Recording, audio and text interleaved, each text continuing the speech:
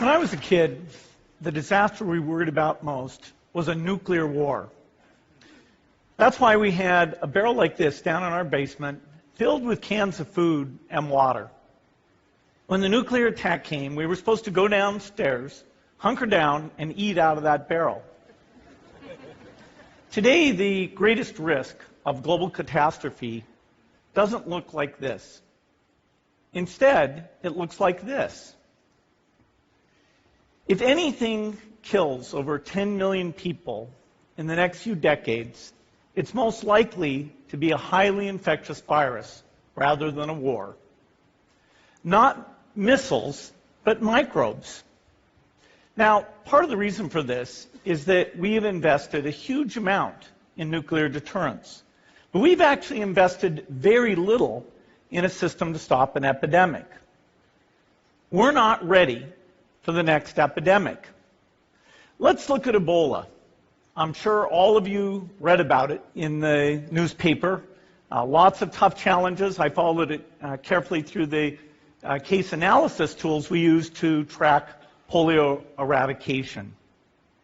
And as you look at what went on, the problem wasn't that there was a system that didn't work well enough. The problem was that we didn't have a system at all. In fact, there are some pretty obvious key missing pieces. We didn't have a group of epidemiologists ready to go who would have gone, seen what the disease was, see how far it had spread. The case reports came in on paper. It was very delayed before they were put online, and they were extremely inaccurate. We didn't have a medical team ready to go. We didn't have a way of preparing people. Now, Médecins Sans Frontières did a great job orchestrating volunteers, but even so, we were far slower than we should have been getting the thousands of workers into these countries. And a large epidemic would require us to have hundreds of thousands of workers. There was no one there to look at treatment approaches, no one to look at the diagnostics, no one to figure out what tools should be used. As an example, we could have taken the blood of survivors, processed it, and put that plasma back in people to protect them. But that was never tried. So there was a lot that was missing, and these things are really a global failure. The WHO is funded to monitor epidemics, but not to do these things I talked about. Now, in the movies, it's quite different. There's a group of handsome epidemiologists ready to go. They move in, they save the day, but that's just pure Hollywood. The failure to prepare could allow the next epidemic to be dramatically more devastating than Ebola. Let's look at the progression of Ebola over this year. About 10,000 people died, and nearly all were in the 3 West African countries. There's 3 reasons why it didn't spread more. The first is there was a lot of heroic work by the health workers. They found the people and they prevented more infections. The second is the nature of the virus. Ebola does not spread through the air. And by the time you're contagious, most people are so sick that they're bedridden. Third, it didn't get into many urban areas, and that was just luck. If it had gotten into a lot more urban areas, the case numbers would have been much larger. So next time, we might not be so lucky. You can have a virus where people feel well enough while they're infectious that they get on a plane or they go to a market. The source of the virus could be a natural epidemic like Ebola, or it could be bioterrorism. And so there are things that would literally make things 1,000 times worse. In fact, let's look at a model of a virus spread through the air like the Spanish flu back in 1918. So here's what would happen. It would spread throughout the world very, very quickly. And you can see there's over 30 million people die from that epidemic. So this is a serious problem. We should be concerned. But in fact, we can build a really good response system. We have the benefits of all the science and technology that we talk about here. We've got cell phones to get information from the public and get information out to them. We have satellite maps where we can see where people are and where they're moving. We have advances in biology that should dramatically change the turnaround time to look at a pathogen and be able to make drugs and vaccines that fit for that pathogen.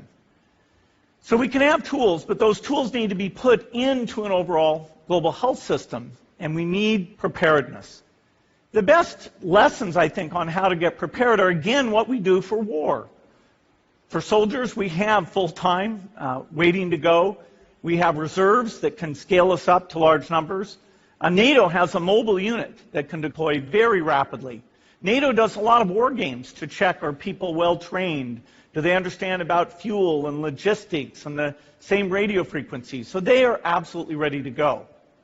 So those are the kinds of things we need to deal with an epidemic. What are the key pieces? First is we need strong health systems in poor countries. That's where mothers can give birth safely, kids can get all their vaccines, but also where we'll see the outbreak very early on. We need a medical reserve corps. Lots of people who've got the training and background who are ready to go with the expertise. And then we need to pair those medical people with the military, taking advantage of the military's ability to move fast, do logistics, and secure areas. We need to do simulations, germ games, not war games, so that we see where the holes are. The last time a germ game was done in the United States was back in 2001, and it didn't go so well. So far, the score is germs 1, people 0. Finally, we need lots of advanced R&D in areas of vaccines and diagnostics. There are some big breakthroughs, like adeno-associated virus, that could work very, very quickly. Now, I don't have an exact budget for what this would cost, but I'm quite sure it's very modest compared to the potential harm. The World Bank estimates that if we have a worldwide flu epidemic, global wealth will go down by over $3 trillion, and we'd have millions and millions of deaths. These investments offer significant benefits beyond just being ready for the epidemic. The primary health care, the R&D, those things would reduce global health equity and make the world more just as well as more safe. So I think this should absolutely be a priority. There's no need to panic. We don't have to hoard cans of spaghetti or go down into the basement. But we need to get going because time is not on our side. In fact, if there's one positive thing that can come out of the Ebola epidemic, it's that it can serve as an early warning, a wake-up call to get ready. If we start now, we can be ready for the next epidemic. Thank you.